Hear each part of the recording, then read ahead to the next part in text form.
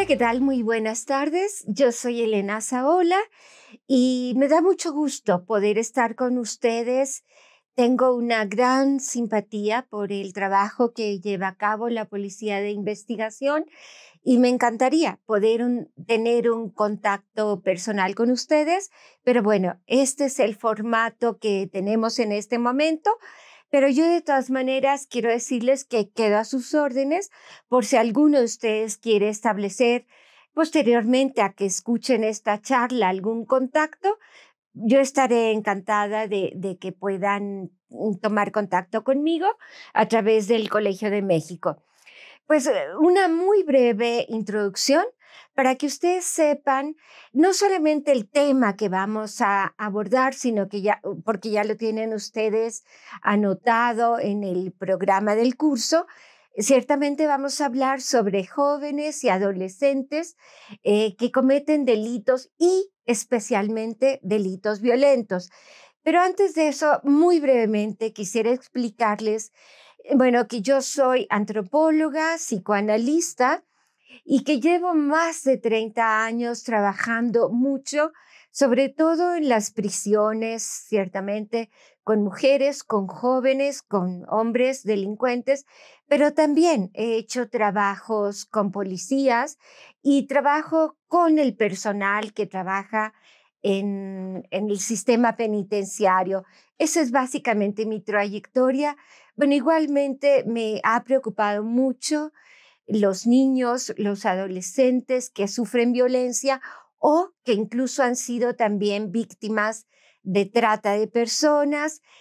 Y últimamente también he trabajado con el tema de desaparición de personas. Entonces, pues creo que desde esta perspectiva tenemos seguramente muchas preocupaciones en común y yo sé, pues conozco bien el trabajo que ustedes realizan. Por cierto que escribí un libro de investigación sobre los policías de investigación. El libro se llama Investigadores de Papel y está publicado por la editorial Fontamara. También el tema que vamos a abordar hoy sobre jóvenes que cometen delitos violentos es otro libro que está publicado en la misma editorial, en la editorial Fontamara, y este segundo libro del que hoy vamos a hablar se llama Nuestros niños sicarios. Así se llama el libro. Y también brevemente quería hablar de la importancia que este curso se haya centrado sobre el tema en general de análisis de contexto. Yo sé que esto es algo de lo que ustedes quizás siempre se han ocupado y siempre han hecho, pero también es algo de lo que cada vez se enfatiza e incluso los órganos internacionales de Naciones Unidas exigen este análisis de contexto para los delitos más graves. De manera que yo solamente quiero, digamos, como recordar y poner sobre la mesa ¿en qué consiste este análisis del contexto? Aunque sé que son cosas que ustedes hacen todos los días, ¿no? Pero esa es la importancia de que sea un análisis preferentemente. Yo conozco que las circunstancias a veces están lejos de ser las ideales, pero lo ideal sería que pudiera ser un análisis en el que participen especialistas de distintas disciplinas, aparte de la formación policial que tienen ustedes, que en esos equipos tomarán parte sociólogos, antropólogos, psicólogos, en fin, todo esto que tiene que ver con la sistematización de los datos, con entender que los delitos ciertamente se producen en determinados contextos sociales y lo que tenemos que encontrar siempre son esos patrones comunes en donde se identifican las características más frecuentes de ciertos hechos delictivos, por ejemplo, las desapariciones, dónde se están produciendo con mayor frecuencia y tratar de agrupar la mayor cantidad de elementos de información que se puedan recopilar, que muchas veces tienen, por cierto, los familiares y que este trabajo es igualmente importante que el que hace la policía, que el que hace los peritos, los ministerios públicos, cada uno aportando desde su especialidad. Y la otra parte que es también muy, muy importante, yo les recomiendo, por ejemplo, que lean este informe que rindió la Comisión Nacional de Búsqueda sobre las chicas que han desaparecido en el Estado de México.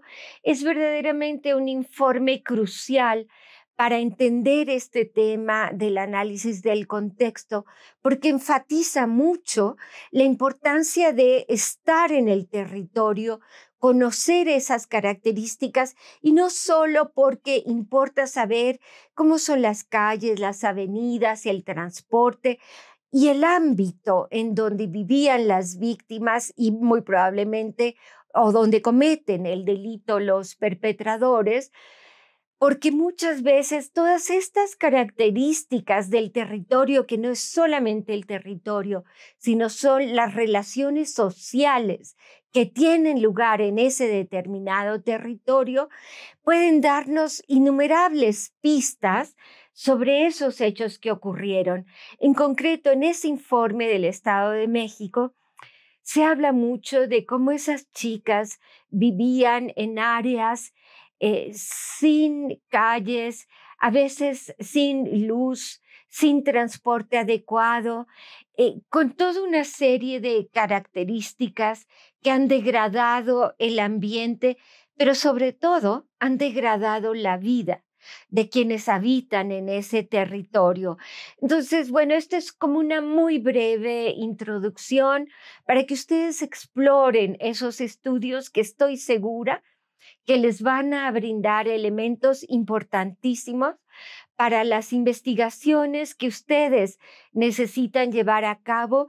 Es un conjunto de herramientas que en este momento yo sé que no es el tema que nos compete para esta sesión en específico, pero quería darles esta introducción para entonces hablar de este estudio que un poco ha sido hecho con esa visión y con esas herramientas.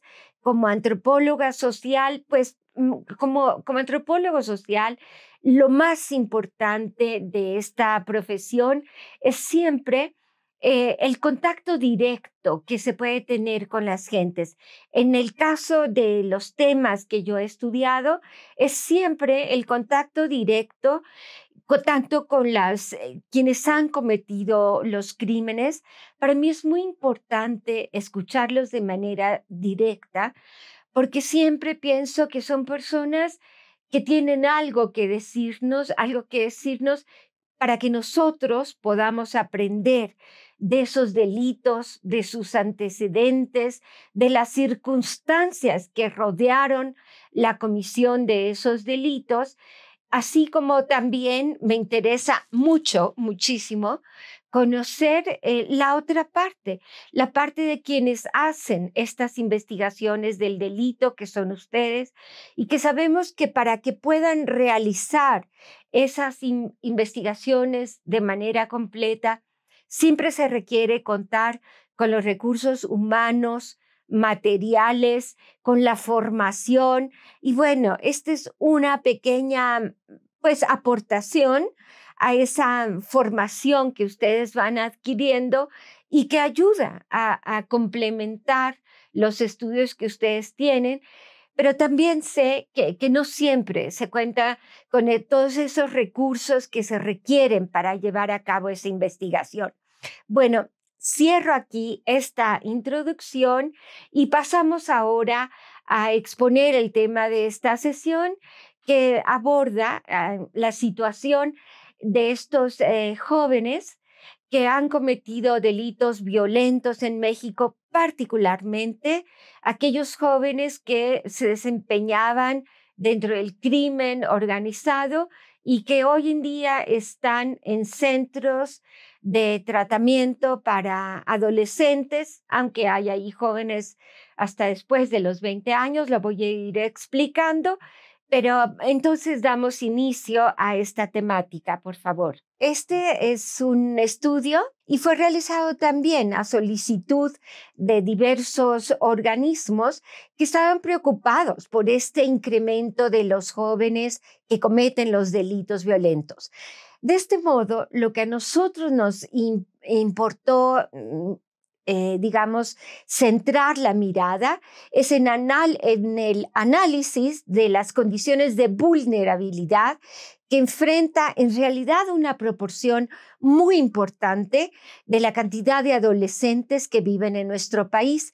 Entonces, estudiamos también en qué circunstancias viven y vivieron cuando eran pequeños estos adolescentes que se encuentran privados de su libertad por haber cometido estos delitos graves, de violencia grave, especialmente aquellos que participan en el crimen organizado.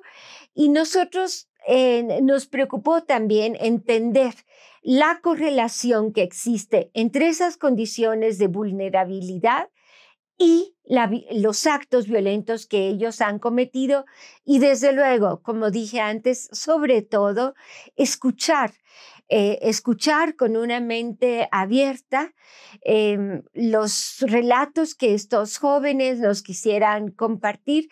Y digo con una mente abierta porque es diferente el trabajo, ciertamente, de la policía que sí está tratando de rastrear un delito, que el de un científico social que debe tener muy claro cuando se acerca a estos temas que uno no tiene por qué tomar partido. Uno no es el abogado que va a defender a estos jóvenes, no tiene por tanto que buscar, digamos, ejercer el papel de abogado, pero tampoco es el juez. De manera que uno no le toca de alguna manera sentenciar o dictar alguna medida a estos jóvenes, simplemente tratar de entender las relaciones sociales en medio de las cuales tienen lugar estos hechos delictivos. Algunos datos importantes. Bueno, este estudio se publicó en el año 2020, el de nuestros niños sicarios, pero se realizó entre 2014 y 2017 y en ese momento el registro es que existen, hablemos como si fuera el presente, 11 millones de adolescentes de 14 a 18 años, que son aquellos que pueden ser penalizados en nuestro país. De esos, 13,000 se encontraban en aquel momento, digamos, sometidos a alguna medida de justicia. 3,000 de ellos se encontraban privados de la libertad, es decir, de los 13,000 que estaban sometidos a alguna medida de justicia, solo 3,000 habían cometido algún delito grave que ameritaba, digamos, esta pena equivalente a lo que es la prisión en el adulto. Y esto, bueno, a veces puede llamarnos la atención. En ese momento incluso se modificó la ley que hoy se llama del Sistema Integral, Ley Nacional del Sistema Integral de Justicia para Adolescentes, en la que se prescribía que la pena máxima para un adolescente era de 5 años, pero es de 5 años en el momento actual. Y esto a veces provoca cierta controversia porque algunos consideran que los jóvenes deberían tener penas pues más que se acerquen a las que se dan a los adultos. Sin embargo, digamos que a nivel internacional, los estudios que se han hecho, esto no es lo más recomendable. Y no es recomendable porque debe tomarse en cuenta que para un joven 1 año de prisión, en el momento en que está en el periodo en que no ha completado plenamente su madurez y su desarrollo, representa, digamos, sí, como un equivalente a 5 años. O sea, ese joven debe estar abocado principalmente a completar ese proceso de formación, de maduración y de adquirir competencias. Y se sabe muy bien que cuando los jóvenes sufren un encierro por periodos prolongados, pierden esa oportunidad que no se recupera en la vida. Entonces, lo que nosotros empleamos, los métodos, cuantitativos y cualitativos. Ese fue el estudio que hicimos.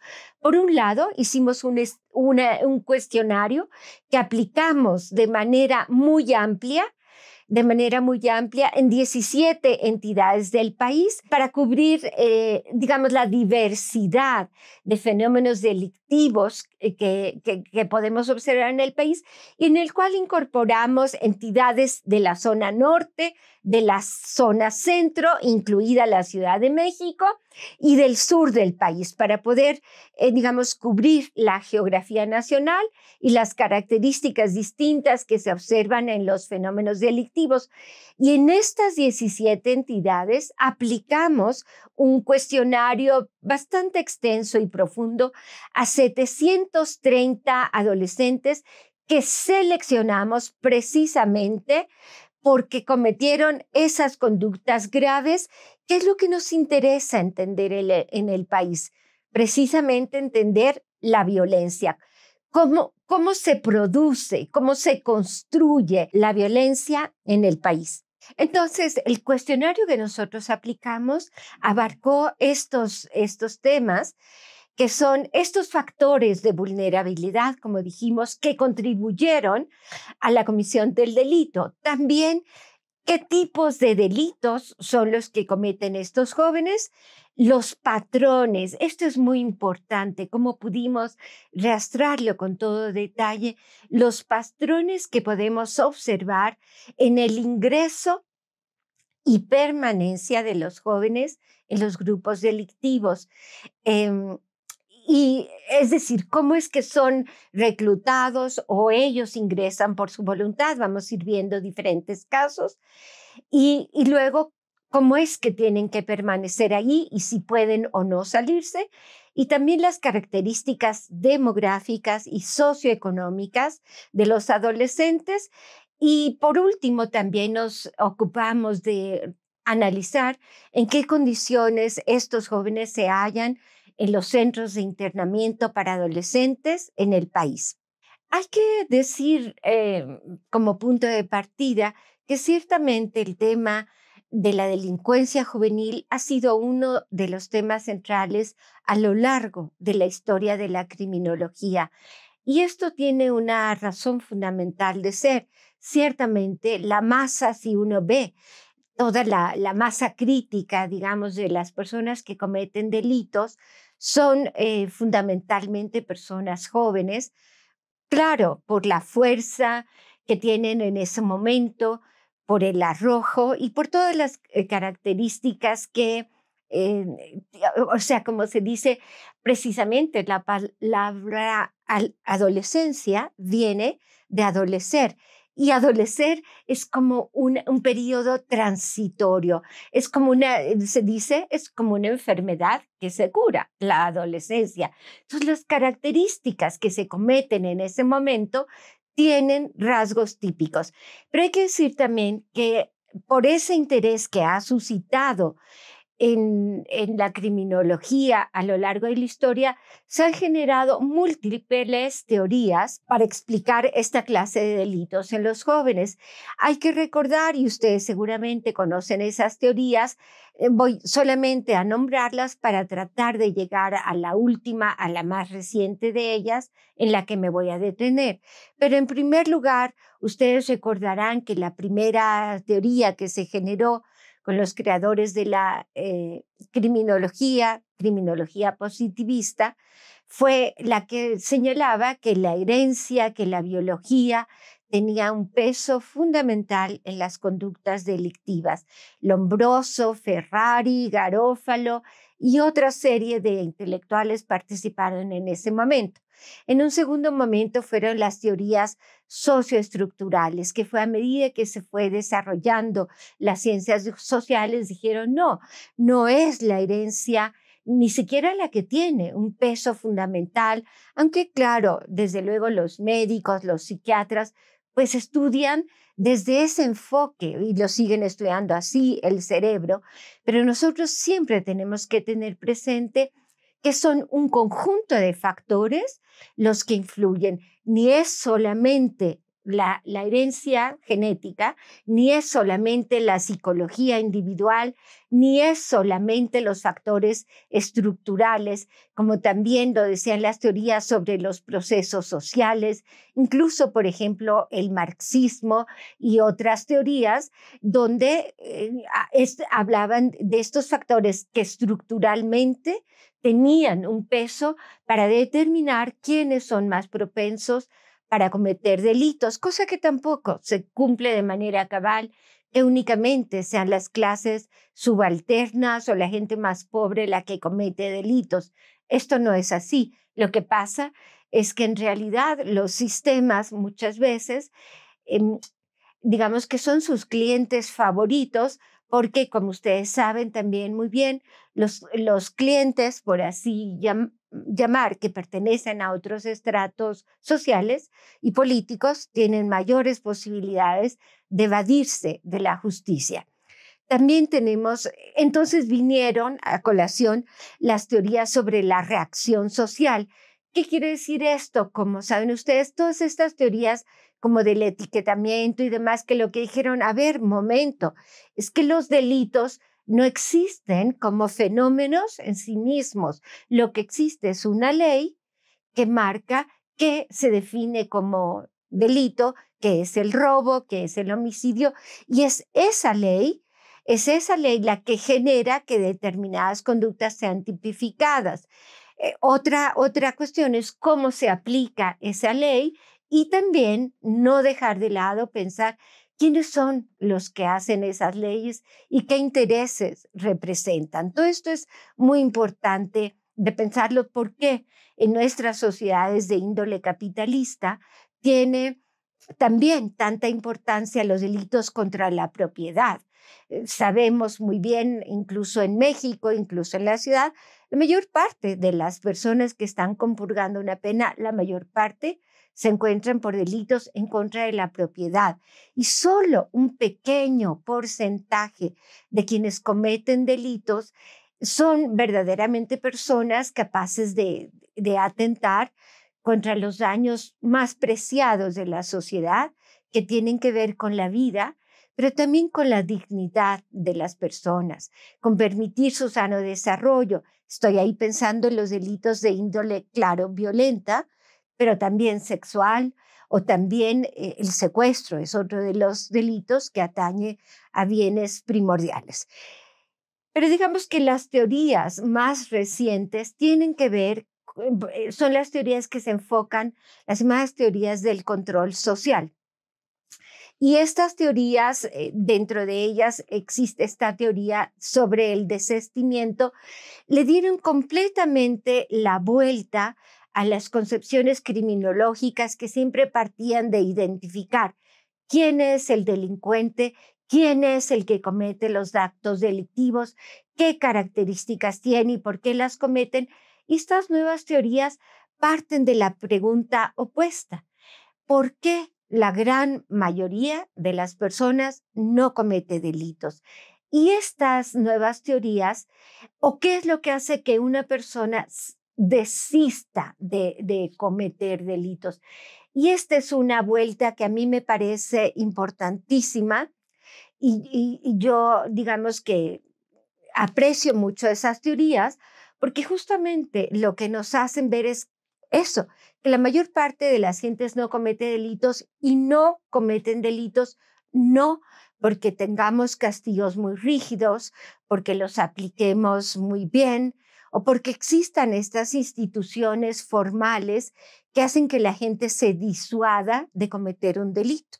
La verdad es que cuando nosotros nos preguntamos qué es lo que hace a una persona desistirse de cometer un delito, justamente lo que interfiere no son las instituciones formales, sino las instituciones informales. Quiere decir la familia, la escuela, puede ser la religión, el trabajo, todo esto que va colocando o debiera ir colocando límites, porque de otra manera, digamos, el presupuesto de que parten estas teorías es que el ser humano, digamos, de manera natural, a lo que tiende es a maximizar el placer, minimizar el dolor. Y si no está allí una familia que le diga al niño, pues esto, por más que te guste, no te puedes acabar una caja de chocolates o no puedes pegarle a tu hermanito, eso va sentando los límites que luego, en teoría, va reforzando la escuela, la comunidad, la religión, el trabajo, y esos límites son los que explican que la gran mayoría de los individuos no cometan delitos.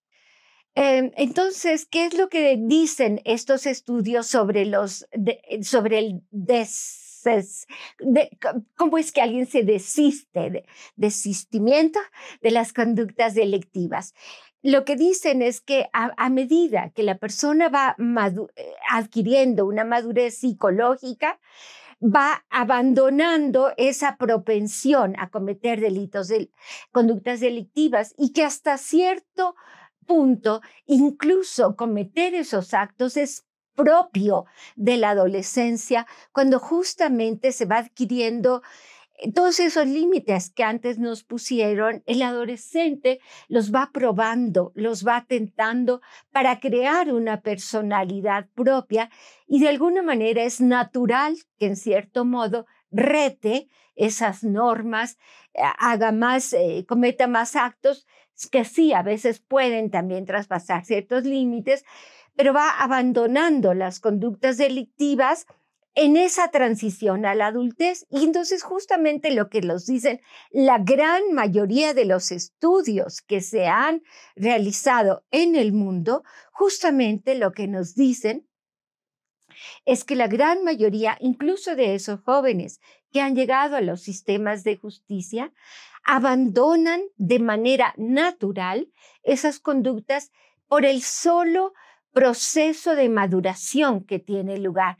Entonces, ¿qué es lo que pasa cuando... Pero aquí lo que yo quisiera agregar a esta concepción general es que todo depende de que un joven que es sometido a la justicia, digamos, se haga de tal manera que no impida, que no deforme ese proceso natural de maduración, que eso es lo que tiene que facilitar las instituciones educativas, las instituciones de justicia. ¿Qué más dice esta teoría? Fíjense ustedes, el desistimiento es producto de esa maduración. ¿Y con qué tiene que ver? Tiene que ver con el autocontrol de los impulsos. No siempre va a poder estar ahí la mamá para que justo te diga que no puedes comer esa caja de chocolates, por volver a ese ejemplo, sino que el individuo va incorporando en sí mismo y haciendo suyas esas normas que aprendió en ese pequeño entorno social, que luego, en teoría, debe ser consistente con lo que los demás ámbitos que mencioné te van diciendo, ¿no? Y también es también la posibilidad que va adquiriendo el joven, pero que no la tiene en esa edad todavía, de adquirir, de conocer esas implicaciones que tienen esas conductas. Cuando nosotros entrevistamos, por ejemplo, a estos jóvenes en la prisión, una de las frases más comunes es que no pensé. Y esa es la incapacidad que todavía tienen estos jóvenes en este momento, que no logran comprender qué implicación va a tener para su futuro, para el resto de su vida, y el impacto que va a tener en las personas de su entorno esa conducta que comete. Digamos que los jóvenes en este sentido son mucho más impulsivos, tienden a pensar en el momento presente y no a esos actos que pueden trascender, que pueden tener un impacto en su vida futura y en la de su entorno.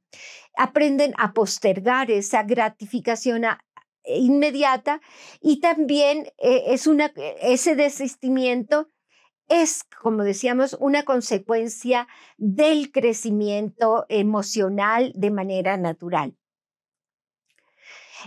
Otra cosa que me interesaba decir sobre este desistimiento, fíjense ustedes, si nosotros nos hacemos la pregunta, ¿qué es lo que hace que un joven que está calculando cometeré este acto o no, me involucro a esto o no. ¿Ustedes creen que realmente ese joven trae un código penal en el bolsillo y dice, me voy por esta conducta porque esta lleva 5 años de pena, en cambio aquella lleva 10 y aquella otra 15, 20, me voy por esta?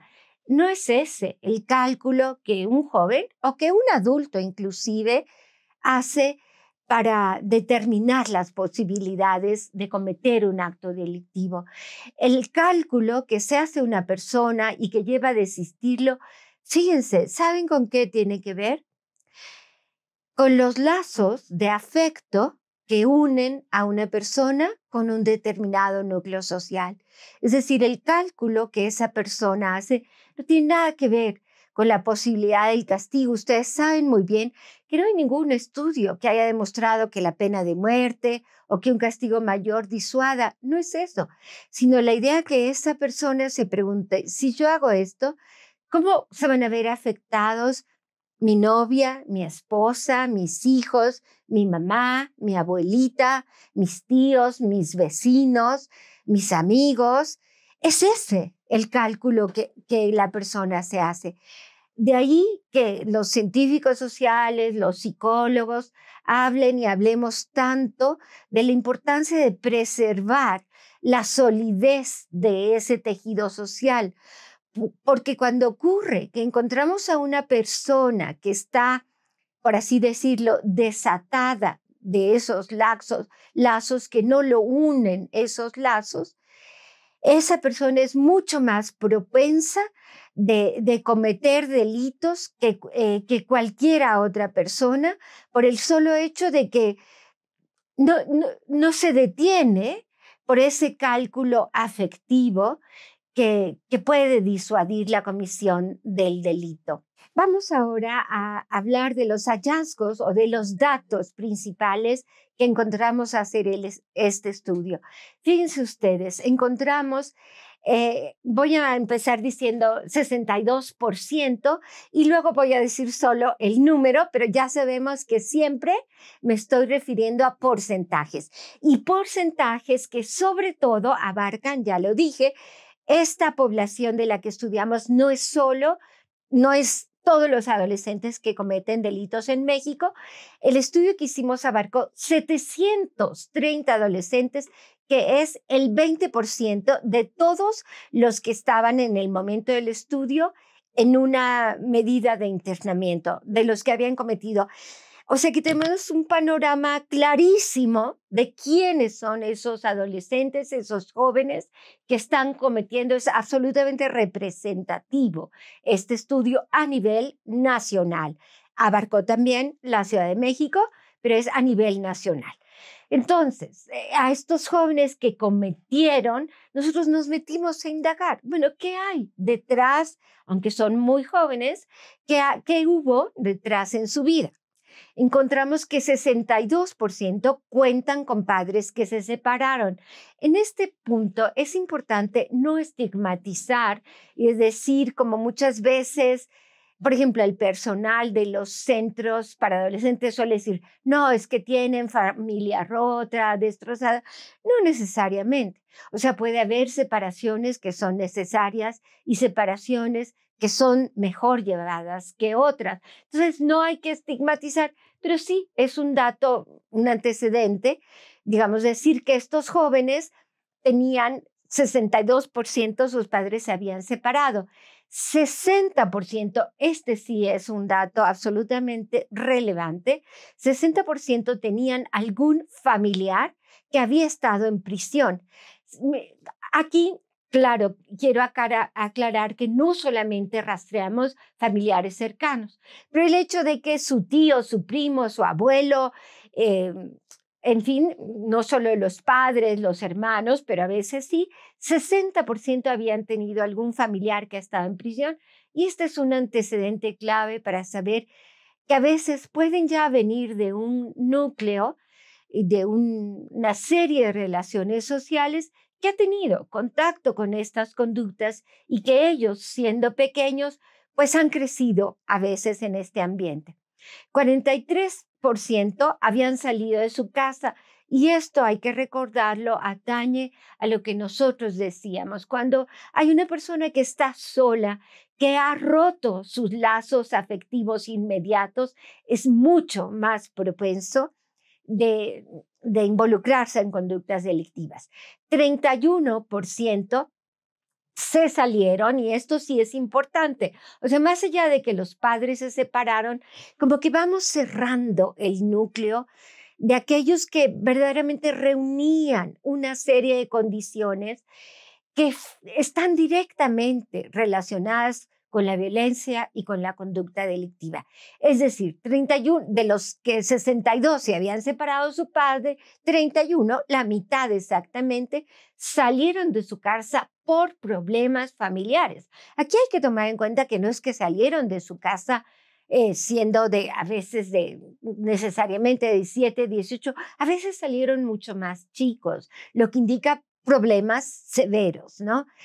27% dijeron que lo hicieran porque querían hacer su propia vida, pero el resto salieron precisamente, fíjense ustedes, aquí hay otro dato que fue crucial, que fue un tema clave en el estudio.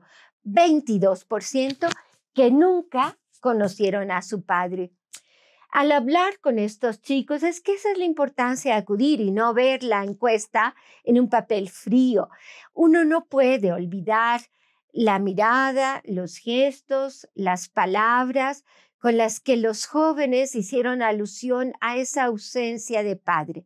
22% tenían un dolor profundo que sí, a veces pudo haber sido mejor compensado por un tío, por un abuelo que se hizo cargo de él. Eso también existe la posibilidad o la vimos, pero siempre había en esos jóvenes ese dolor inmenso de sentir nunca, no sé quién es mi padre, nunca se interesó por mí. ¿Qué valor tengo yo? ¿Quién soy yo si ni mi padre se interesó por conocerme? Ese es un dato clave que en algunos casos, no quiero decir en todos, estamos viendo 22% no conocieron a su padre y algunos de ellos pudieron de alguna manera suplir esa figura, pero no todos ellos. 5% no conocieron a su madre, que igual es otro dolor tremendo, y 30% es otra vez ese núcleo duro del que estamos hablando, que era como una tercera parte, que sufrieron algún descuido o negligencia importante o abandono por parte de la familia.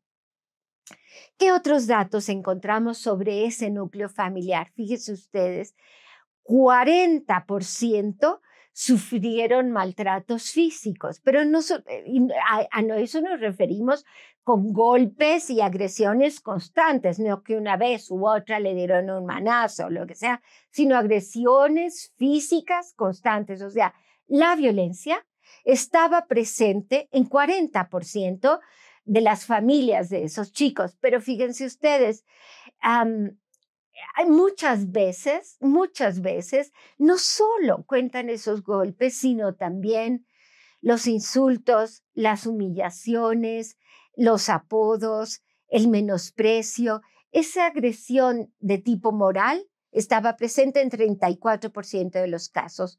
12%, que no es una cantidad menor, habían sufrido también abusos sexuales, casi siempre las mujeres, porque también entrevistamos, el estudio abarcó hombres y mujeres, incluso chicos indígenas, chicos de diferentes sectores, en fin. Pero bueno, 12% sufrieron abuso sexual. Y si ya les dije que 40% sufrieron maltrato físico, imagínense que otras de las preguntas que nosotros les hicimos, es decir, una vez que el chico o la chica nos dijo, es que sí había golpes constantes, agresiones, le preguntamos, bueno, ¿y cuando tú estabas atravesando por esa circunstancia, encontrabas a alguien en tu familia o en tu entorno que te protegiera, que te acogiera, que te defendiera? Del 40% que habían subido esas agresiones, 39% 30% no encontraban a alguien que lo protegiera. Entonces, ustedes pueden ponerse en el lugar, en la situación de desamparo de ese 39% de chicos que no encontraban o no recuerdan a alguien que lo protegiera. Y luego hicimos otra serie de preguntas. Por ejemplo, decirles, bueno, ¿quién consideras tú que es la persona que más daño te ha hecho en tu vida? 24%, que casi coincide con la cifra de chicos que no tenían padre, al preguntarles quién es la gente que más daño te ha hecho. Mi padre, mi padre, mi padre, mi padre, sea por su ausencia o sea por su violencia, pero 24% dijeron que el padre era quien más daño le había hecho. Una pregunta que verdaderamente no esperábamos esa respuesta y que, bueno, a mí me sorprendió cuando le preguntamos, por ejemplo, ¿y quién sería la persona en la que más confías tú en tu vida? Un 12%, que no es nada bajo, dijo, pero así, en automático, sin pensarlo dos veces, yo no confío en nadie. Y esta es una respuesta también clave, porque si usted se puede imaginar que estamos hablando de chicos de 15, 16 años, lo que uno tiene que ser capaz de pensar es qué experiencias tuvieron que haber atravesado esos chicos a esa edad para llegar a la conclusión que no hay nadie en el mundo en quien puedan confiar. Esto es un dato relevante, ¿no? 57% dijo que los adultos con los que vivían consumían alcohol. 30% que los adultos consumían droga. Y aquí es muy importante darnos cuenta del porcentaje de cómo esto salta de una generación a la otra. Es decir, si 30% de los padres consumían drogas, el 68% de los adolescentes que nosotros entrevistamos consumían antes de entrar a la institución alcohol o drogas de manera frecuente, cotidiana. Entonces aquí uno, por ejemplo, puede ir también señalando cómo es que no existen a veces las políticas adecuadas. Si sabemos que el alcohol es uno de los problemas centrales digamos, masivamente en la población. ¿Por qué no hay programas para atender a los niños de padres alcohólicos o drogadictos? Ese centrarse en la atención a la primera infancia es una de las carencias principales de nuestras políticas que a veces no conectamos con los hechos delictivos. A veces cuando se generan programas y se quiere intervenir, es demasiado tarde, es demasiado tarde. Vean ustedes qué otras cosas nos contestaron los niños. Bueno, hay que decir una cosa muy importante. Estábamos hablando de cómo esos límites los pone en primer lugar la familia. Y estamos viendo o vimos esas carencias principales que detectamos en las familias. Y esas normas luego tienen que ser reforzadas en la escuela. Pero ¿qué pasa cuando un niño ha sufrido esas agresiones en la familia? Pues lo más probable es que ese niño llegue a la escuela y reproduzca esas agresiones en sus compañeros. Entonces, ¿cuál es el fenómeno que encontramos como una constante en estos niños? La deserción escolar. O sea, que estos niños tienen una escolaridad mucho más baja que el promedio de los adolescentes. El promedio de adolescentes en el país, hay muchos que sí dejan también la escolaridad en la secundaria, pero estos niños aún antes. ¿Y qué es lo que está faltando en las escuelas? Lo que está faltando en las escuelas es que haya una manera de detectar y de atender a estos niños que han sufrido violencia en el contexto familiar, que llevan esa violencia a la escuela y que la escuela, en lugar de detectar a tiempo, atender y parar esa violencia, ¿qué es lo que hace? Se deshace de esos niños porque no quieren tener a esos niños problemas. Y esto es una falla muy severa de nuestro sistema educativo, porque en otros países, por supuesto, desarrollados en el mundo hacia donde deberíamos aspirar, o incluso en países que tienen un nivel de desarrollo similar al nuestro, es en las escuelas donde se atiende y se detecta esta problemática y se detiene a tiempo. Pero si tú expulsas a un niño porque está teniendo esas conductas y tengo una lista larga. ¿Por qué te saliste de la escuela? Bueno, me corrieron porque le piqué con un lápiz a la compañera, porque le di un beso a una niña, porque pateé no sé qué cosa, porque tururururu. El hecho es que estos niños los hacen abandonar o también ellos desertan de la escuela porque no tienen una familia que que le importe la escuela. Y esto es otra cosa muy importante de entender. ¿Cómo es que estos niños vienen de ciertos núcleos de población precarizados por herencia? O sea, estos niños no valoran la escuela porque en su casa los padres también tienen un nivel de educación muy bajo y los padres tienen un empleo tan precario que trabajan largas jornadas de trabajo. No es que sean malos, que descuidaron a los niños. Esos padres tenían muy pocas herramientas para saber cómo educar y cómo tratar a los hijos. Entonces, estos niños no continúan en la escuela porque ya dije, tienen problemas en casa, porque en su casa no les ayudan a continuar y porque estos niños replican esa violencia que ven en la casa y la llevan a la escuela.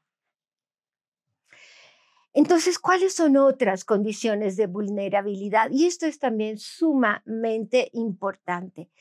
Es difícil saber exactamente a qué estrato socioeconómico pertenecían estos niños porque a veces ni los economistas se ponen de acuerdo de cómo medir la pobreza.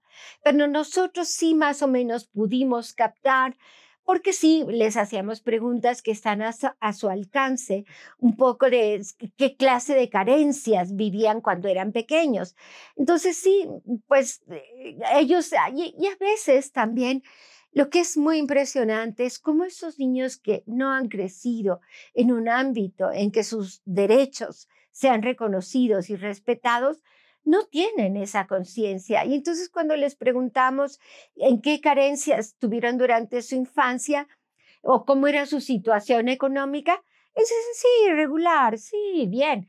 No, pero cuando uno les pregunta, pero en tu casa faltaba comida, o sea, las preguntas que nosotros hicimos para detectar, por ejemplo, ese abandono, esa negligencia, son preguntas clave, como por ejemplo decir, en tu casa había siempre alguien que preparara los alimentos y que te hiciera de comer y que se preocupara de que comieras. Y preguntábamos también, ¿y en tu casa, cuando tú estabas enfermo, te llevaban al doctor? Y en tu casa te celebraban tus cumpleaños, te llevaban de paseo, jugaban contigo. Y cuando todas esas preguntas eran contestadas con no, no había quien le preparara la comida, no había quien lo llevara al médico, no había quien le ayudara a hacer las tareas, no había quien jugara con ello. Bueno, ese 30% que decimos que es el núcleo más duro porque se juntan en ellos esta suma de carencias, tenían violencia en la familia, abandonaron la escuela, pero fíjense ustedes, esta carencia de comida que hacía 89% de los adolescentes, son adolescentes, habían trabajado antes de ser privados de la libertad, que puede haber sido a los 14, a los 15 años, pero 37% de ellos había trabajado antes de los 12 años. ¿Y esto qué significa? Que muchos de estos chicos han tenido historias laborales ya a esa edad, siendo adolescentes, mucho más largas que nosotros. Ya habían vendido chicles, dulces, flores, elotes, patinetas, hecho de albañil, sembraban la tierra, pintaban, trabajaban en el mercado. O sea, todo lo cual, ¿qué es lo que eso nos está diciendo? En pocas palabras, porque tengo que abreviar, son niños que no tuvieron una infancia. ¿Qué es la definición de la infancia? La infancia, por definición, es el periodo de la vida en que debe ser sujeto de cuidados, de protección, de formación. Ese es la infancia. Y si estos niños antes de los 12 años estaban asumiendo responsabilidades para tener que aportar algo a su casa, porque 30% no tenían comida, 37% trabajaron antes de los 12 años. Quiere decir que mientras ellos debían estar ocupados en su educación, en jugar, en tener una serie de aprendizajes, no pudieron hacerlo porque tenían que trabajar.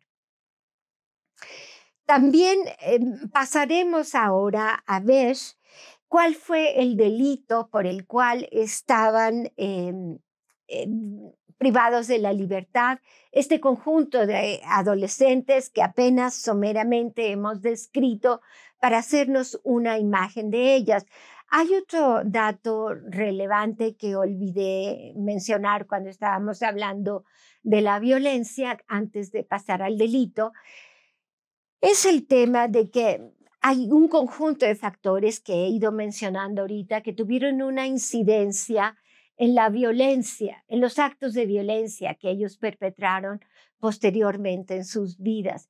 Pero si me aprietan muchísimo y me dicen, a ver, dinos uno que sea central, yo pudiera decir que uno de los elementos centrales como antecedente de la vida de los niños, particularmente me estoy refiriendo a los niños sicarios, es el haber vivido en su entorno la violencia de género.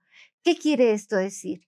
Que si un niño tiene 4, 5, 6, 7 años y ve y vive en un entorno donde de manera sistemática, donde de manera permanente están pateando, insultando, desconociendo de mil formas a su madre, no hay un dolor más grande que un niño de esa edad puede experimentar.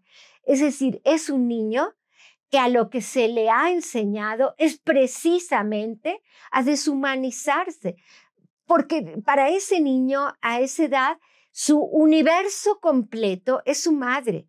Si esa madre está siendo sistemáticamente agredida, ese niño ha vivido ya, cuando llega a la adolescencia, el dolor más grande que podría haber vivido.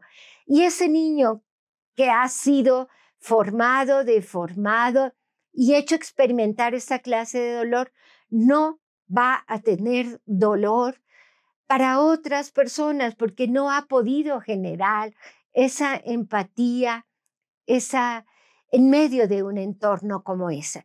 Y eso era como antecedente para que podamos entender esta clase de actos violentos que los adolescentes han cometido y que no surgieron de la nada. Eso es lo importante cuando hablábamos del análisis del contexto, entender que estas conductas no se producen en el vacío social, se producen en un núcleo de relaciones sociales que hacen coherente, que hacen consistente que una persona actúe de esta manera. No es gratuito ni viene de algún otro planeta, sino viene de ese núcleo social. Pero bueno, eso es para decir que estos chicos que están por conductas violentas, 83% de ellos habían cometido delitos haciendo uso de la violencia, casi todos, por eso están privados de la libertad. 34% habían cometido el delito de homicidio, 24% habían cometido robo, pero haciendo uso de la violencia, 13% estaban por secuestro, 35% dijo que había sido detenido en una o varias, que ya había cometido actos previos. Un niño que desde pequeño, por ejemplo, robaba y ya estaba, digamos, en ese ámbito de conductas. Pero también un 16% de estos chicos dijo que eran inocentes del delito. Y bueno, como ustedes saben, esto es común, que alguien se diga inocentes, pero en estos chicos sí, es factible que así fuera, porque inclusive nos encontramos casos en que dicen, es que mi juez me dijo que lo mejor es que yo fuera internado porque mi familia no era conveniente para mí o para que ahí pudiera estudiar, porque donde yo vivía no estaba estudiando. Entonces, imagínense ustedes pasar por un internamiento acusado de un delito que no se cometió por esas circunstancias, porque no se encontró otra manera de que pudiera, pero en fin, el hecho es que están por esos delitos y hay que hacer notar que no están purgando una pena por delitos de índole federal, porque la ley para adolescentes todavía no ha generado un sistema específico para esos delitos. Pero en los hechos, ese homicidio o ese secuestro por los que están ellos eh, purgando una pena, habían sido cometidos como parte, formando parte de un grupo delictivo. Y fue esto lo que nos permitió, porque aparte de haber hecho ese cuestionario que nos permite tener una imagen muy completa de una gran población de chicos, 730, no todos, pero algunos estuvieron como mucho más dispuestos a compartir esta historia de qué fue el delito que cometieron, cómo lo hicieron, en fin, no todos.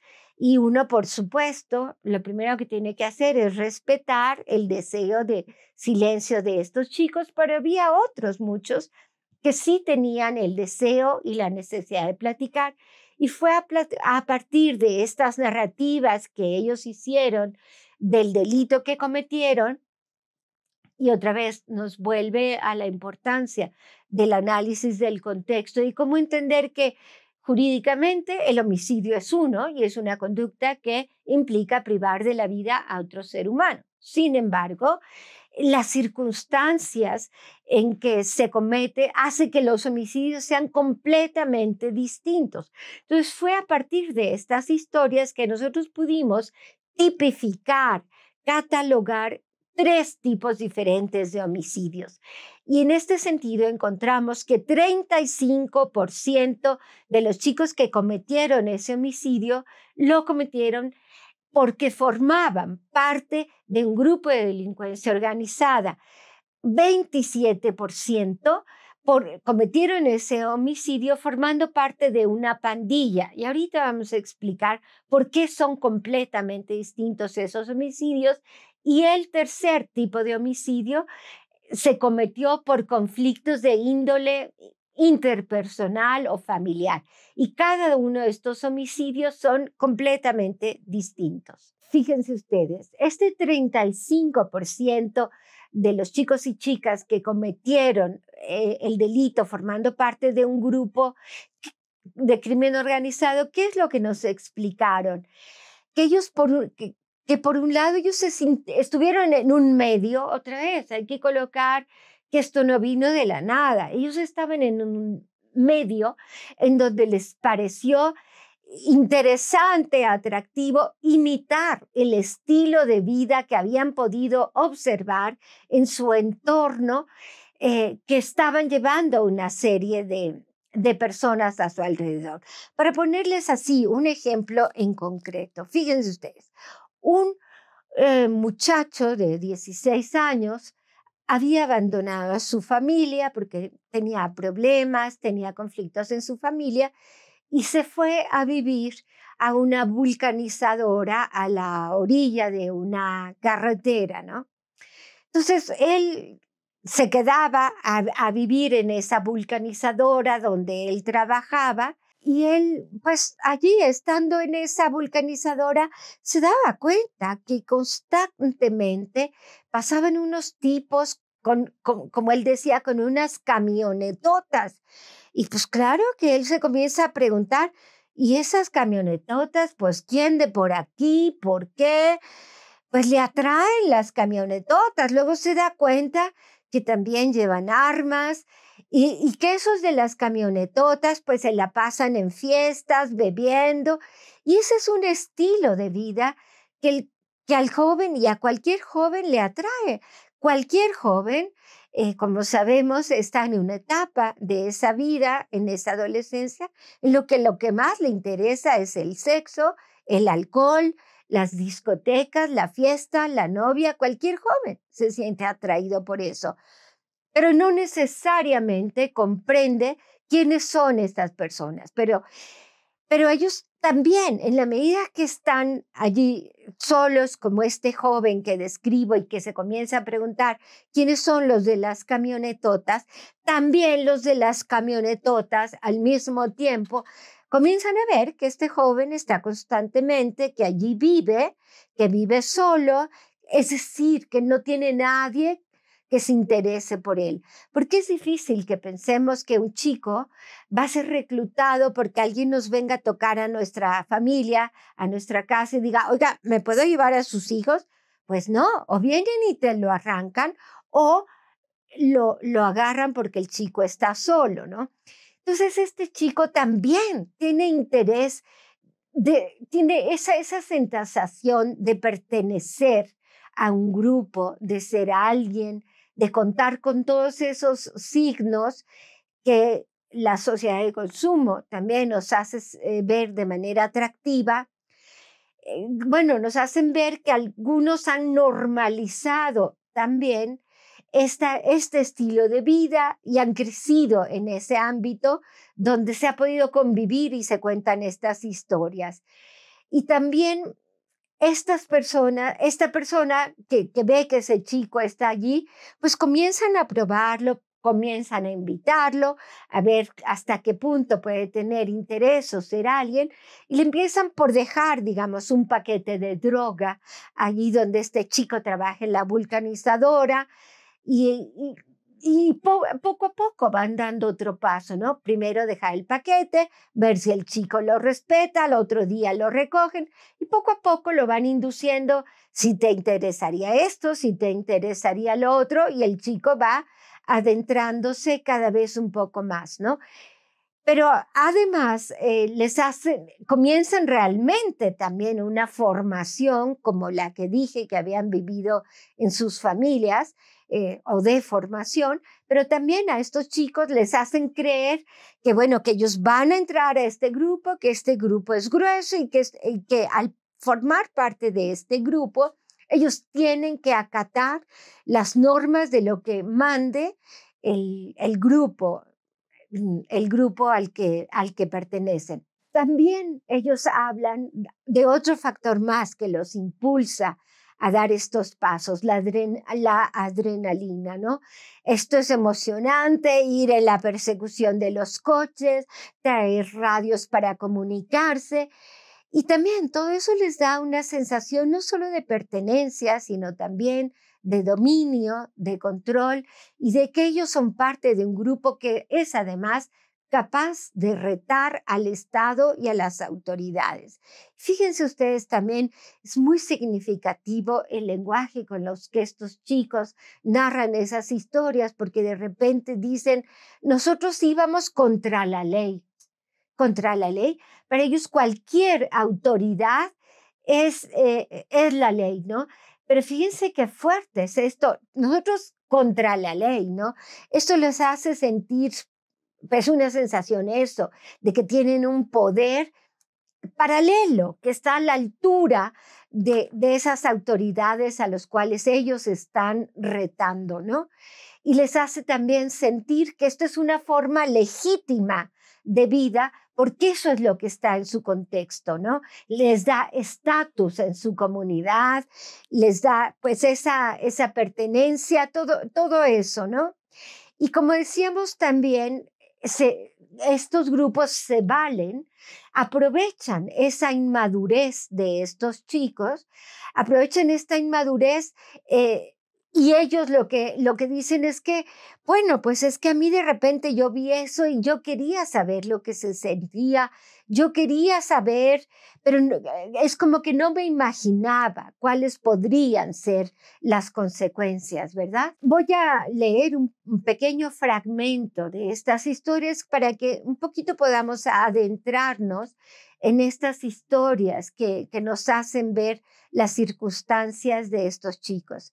Al principio, dice este chico que se involucró en el crimen organizado, me involucré por unas amistades, pero lo que me permitió continuar fue porque no quise regresar a mi casa por orgullo, por los conflictos que teníamos a causa de que yo consumía drogas y no me gustaba que me dijeran qué hacer, típico del adolescente.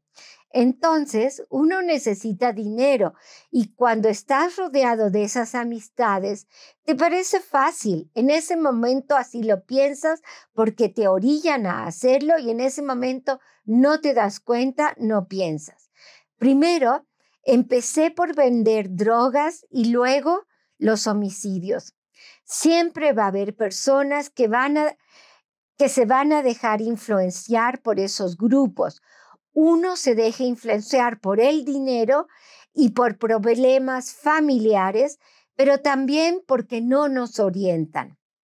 Aquí tengo otras historias sobre chicos de crimen organizado, pero tenemos que ir avanzando. Entonces, tenemos ahora el ejemplo de otro chico, o sea, aquí el chico anterior sí habla de la pertenencia, la participación en homicidios, y a esos chicos que han perdido la cuenta de saber cuántos homicidios se han cometido dentro de ese grupo. Pero es muy distinto ese homicidio a estos otros chicos que lo cometieron siendo miembros de una pandilla. ¿Qué es la diferencia de pertenecer a una pandilla a pertenecer a un miembro de un grupo de crimen organizado?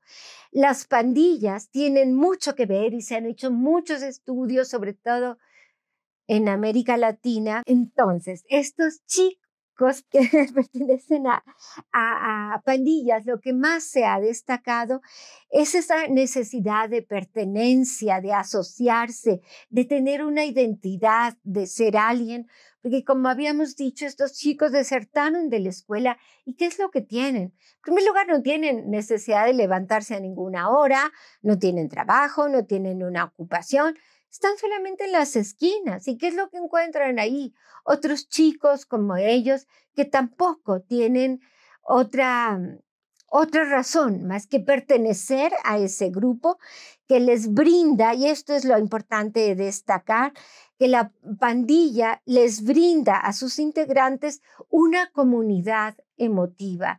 O sea, si ellos están solos en casa todo el día porque los padres trabajan, al menos en la esquina hay alguien y esto lo que hace es que les provee dignidad, además de un sentido y una forma de vida. Escuchemos lo que es cometer un homicidio en una pandilla, que es muy distinto. Un chico dice, por ejemplo, jugábamos, íbamos a fiestas, nos drogábamos y peleábamos con otra banda.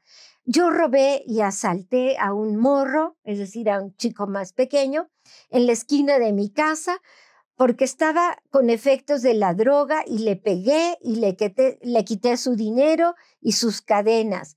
Ya me habían detenido como 8 veces por marihuano, por vandalismo, por echar refuegos y pedrones contra otra banda. Esto es lo que pasa con otros chicos, con los pandilleros. Tienen su territorio, se pelean con otra banda y a veces en este contexto, pero sin que sea algo premeditado, una agresión expresa contra alguien, a veces en medio de estas riñas, de estos pleitos, ocurre un homicidio casi, por decirlo así, de manera accidental la más de las veces. Pero estos chicos, ¿qué es lo que hacen? Pues están con sus amigos, como dice, juegan, van a fiestas, a veces hasta se drogan o incluso pueden llegar a asaltar el Oxxo de la esquina para adquirir sus bebidas, etcétera. Pero estos chicos Básicamente son esos chicos que están en la esquina y no los que han ingresado y están constantemente con un grupo delictivo y en el cual, pues sí, están apostando y jugándose la vida todo el tiempo. Como vemos, son circunstancias distintas. Ahora vamos a ver estos delitos que, como dijimos, son el 38% que han cometido ese delito por conflictos a veces muy profundos en el ámbito de sus relaciones interpersonales. Y esto es, por ejemplo, mucho más característico de las chicas. Las chicas pocas veces, bueno, claro que hay chicas que forman parte del crimen organizado y también han participado en secuestros y homicidios, pero las más de las veces cuando las chicas participan en homicidios tiene que ver con conflictos personales sumamente intrincados en sus historias afectivas, en fin. Y también hay chicos que han cometido esos homicidios. Vamos a ver el ejemplo de un chico y de una chica que cometieron esa clase de homicidios por conflictos interpersonales. Un chico dice, cometí el homicidio de mi tío porque le tenía odio a mi padre y a toda mi familia. Por eso fui por mi tío y lo ejecuté. Después lo metí en una camioneta y cuando lo fui a tirar me detuvieron los militares porque traté de escapar, pero me volteé con la camioneta. Este es un breve relato de un chico que mató a un familiar. Insisto, como vemos, no es lo mismo que el homicidio en pandilla o que el homicidio en crimen organizado, sino estos son conflictos realmente en el ámbito interpersonal. Y vamos a ver ahora el de una chica que dice, mi padrastro abusaba de mí desde los 13 años. Mi mamá me dejaba seguido a solas con mi padrastro. Un día que me iba a quedar sola, como tenía miedo, se lo conté a mi novio y le pedí que se escondiera en la casa para defenderme. Cuando mi padrastro llegó a la casa y quiso abusar, apareció mi novio y lo acuchilló. Este es el relato de una chica. Para dejar atrás los delitos que cometieron los chicos, otra parte también muy importante del estudio es, dado que como cuando comenzamos hablamos de estas teorías y dijimos lo importante que estos chicos puedan superar esa etapa característica de la adolescencia y adquirir una madurez física, emocional, etcétera, pues el sistema de justicia a lo que está obligado, y eso es lo que dice la ley para adolescentes, es a brindar todas las condiciones que permitan que esos chicos puedan alcanzar esa madurez en las mejores condiciones, brindarles, digamos, educación, trabajo o habilidades para que puedan completar la formación y las carencias que han tenido y puedan eventualmente abandonar esas conductas delictivas y no ser arraigados en una conducta delictiva, porque digamos que lo más probable es que si el chico continúa formando parte de ese medio ambiente, que ya sea en la familia o en el barrio, él formaba parte de esos grupos y no hay algo que rompa esa dinámica o que propicie que ellos puedan alcanzar esa maduración, pues no se está cumpliendo con la finalidad de ese sistema de justicia. Y aquí una de las cosas más lamentables y preocupantes que encontramos es que el sistema de justicia en general, en sus diferentes tramos, desde quienes ejercen las labores de seguridad pública, que como sabemos desde hace ya varios años, no solamente es la policía preventiva, sino que también pueden ser militares, marinos, es decir, diferente tipo de corporaciones, y estos son los que suelen detener a los chicos y luego llegan o deben ser trasladados de inmediato al Ministerio Público, lo que no siempre ocurre, porque muchas veces en ese intermedio Lo que ocurre muy desafortunadamente y con muchísima frecuencia son actos de presión, amenazas, pero que también llegan hasta la tortura. Y yo creo que esto es muy importante de formar conciencia. Bueno, no, todos sabemos que estos actos son indebidos, son ilegales, pero no solamente eso, viéndolo desde una perspectiva, digamos, también humana y desde la perspectiva del curso de vida de estos chicos, esta tortura deja huellas muy profundas en ellos que, digamos, hace que esta maduración o no se complete o sea accidentada o haga que lo que permanezca es la propensión a continuar delinquiendo. En este sentido, como estábamos señalando, el estudio que nosotros realizamos es absolutamente representativo de los chicos privados de libertad. Y en este sentido, vale la pena señalar que 57%, y esto es un dato verdaderamente muy sorprendente porque es curioso, que es el mismo porcentaje que las encuestas que se han hecho a población privada de libertad adulta señalaron haber sido torturados. Es curioso, realmente es una coincidencia que siendo dos sistemas de justicia, uno para menores y otro para adultos, hayan concluido con el mismo dato de personas que dicen haber experimentado la tortura. Y nosotros recopilamos cientos de esos testimonios de tortura. 57% quiere decir que casi 400 chicos nos refirieron testimonios como este.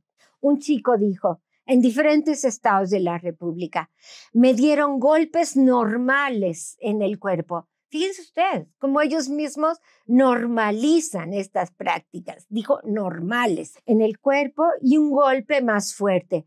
También me dieron toques con la chicharra y cachazos con sus pistolas. Y aquí es otra cosa tremenda, no solamente el hecho de que lo hayan normalizado. Yo una de las cosas que recuerdo es inclusive cómo los chicos se reían cuando uno le hacía esta clase de preguntas, como decirte, ¿y alguno de los policías o de los militares que te detuvo te maltrató o te insultó o te humilló de alguna manera? Y los chicos se atacaban de la risa. ¡Ay! Pues eso es de ley, es lo normal, ¿no? O sea, es como que, pues usted de dónde viene, ¿cómo hace esa clase de preguntas? Eso es lo que pasa todo el tiempo. Y es terrible, terrible, terrible que la tortura subsista, pero mucho más terrible que las autoridades sean capaces de perpetrarla y de no detenerse ante un menor de edad que también pudiera ser su hijo o el hijo de un amigo, de un pariente. Es como que no existe esa barrera que los detenga para perpetrar esta clase de conductas. Entonces vamos a leer brevemente otro testimonio que dijo, a mí me detuvo la policía ministerial, me torturaron con agua y me pusieron una bolsa en la cabeza para que me ahogara. También me dieron toques con una chicharra de esas que utilizan para las vacas y estuvieron 5 días torturándome. Otro más dice, a mí me detuvo la policía estatal. Nomás me hicieron lo regular. Te echan tehuacanazos y te golpean. Bueno, hasta ahí, pero tengo, como he dicho, cientos de testimonios de tortura. Y vamos a tener que pasar ahora a dar paso a las conclusiones del estudio para ir pudiendo cerrar esta sesión. Otra de las cuestiones que nos llamó mucho la atención al hacer el estudio es que a veces se tiende de manera casi cotidiana a estigmatizar a estos chicos y chicas y a suponer que ellos quisieran vivir o seguir viviendo toda esa vida, como dijimos antes, de aventura, de adrenalina, de reto. No es así. A mí me pareció muy impresionante que cuando les preguntamos a los chicos qué es lo que soñarían en la vida, qué es lo que más quisieran alcanzar.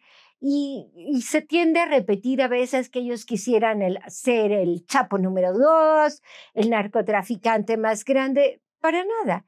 Estos chicos, en su gran mayoría, lo que quisiera es poder tener un trabajo, una profesión, pero sobre todo, lo más constante es que ellos dicen que quisieran tener una familia, una casa, que quisieran ser buenos padres.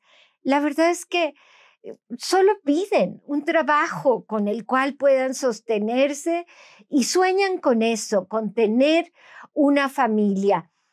Hubo, sin embargo, habíamos hablado de ese núcleo duro de los que verdaderamente han tenido las circunstancias más difíciles, y en este caso la respuesta que sí también me sorprendió mucho es un 21% de los chicos que dijo, pero así también en automático, así como los que dijeron que no confían en nadie, este 21% dijo, cuando le preguntamos, ¿cuál sería tu sueño más grande? Aunque no creas que no lo puedas alcanzar, ¿qué es lo que más te gustaría lograr en tu vida? 21% en automático dijo, yo no tengo sueños, no me lo permito, porque si antes de entrar aquí ya no me podía permitir soñar, habiendo estado aquí, o sea, en un centro de reclusión, no tengo sueños posibles. Y eso es terrible, que un chico a esa edad llegue a la conclusión que no hay nadie en quien pueda confiar o que no tiene sueños a los cuales aspirar, es tremendo. Vamos ahora a las conclusiones del estudio. La primera cuestión que vale la pena destacar es que estas conductas que observamos en los adolescentes, hemos insistido ya varias veces, no se producen en el vacío, son más bien una reacción que ellos actúan en base al contexto en el que ellos han vivido y sobre todo, como dije, a una primera infancia que tuvo diversas situaciones de vulnerabilidad y que estas condiciones de vulnerabilidad han tenido un impacto, sobre todo en un periodo de adolescencia que, como hemos dicho, se caracteriza por esta volatilidad y por ser un periodo transitorio de la vida. Incluso hay estudios de la neurociencia moderna que llegan a decirnos que esta madurez del cerebro no se completa y no se alcanza plenamente sino hasta los 25 años. Entonces, este periodo de la vida en el que ellos están es producto y esos actos de esta inmadurez. Otra cosa que hemos visto, que es otra de las conclusiones importantes del estudio, es que nosotros hemos llegado a clasificar estas condiciones previas, digamos, al acto delictivo o a que ellos ingresaran a un grupo de delincuencia.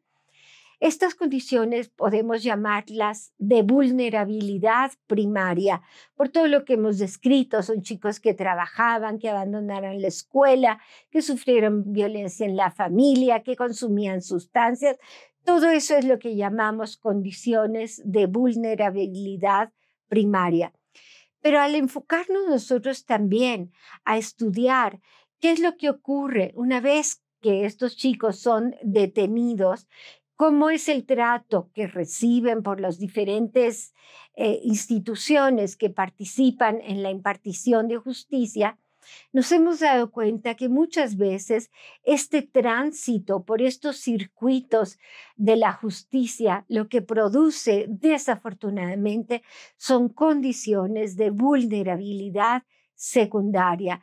Es decir, que muchas veces en lugar de que se ayude al chico a transitar hacia esta madurez que requieren y se les brinden los medios, las capacidades, las habilidades, los conocimientos que a ellos les han hecho falta, esto no se logra porque las carencias, porque también las instituciones que se ocupan de ellos tienen muchísimas carencias, no se invierte lo suficiente en las fiscalías, en las policías, en los centros de internamiento, de tal manera que estas instituciones cuenten con todos los recursos que se necesitan para poder realizar un trabajo en las condiciones óptimas. Y desafortunadamente todo esto redunda en daños, por así decirlo, a los propios chicos que, insistimos una vez más, no han completado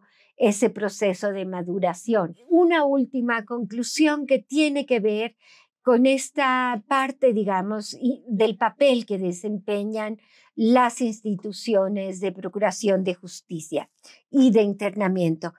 Lo que ocurre es que las instituciones de internamiento carecen de los medios, la orientación, los profesionistas especializados, los programas idóneos y la atención integral que estos adolescentes requieren para poder sanar y para poder asumir la responsabilidad de estos graves actos que han cometido. Más grave aún, se carece de la visión y de la voluntad políticas para dotar a estos centros de internamiento de los medios indispensables que requieren para cumplir con sus objetivos.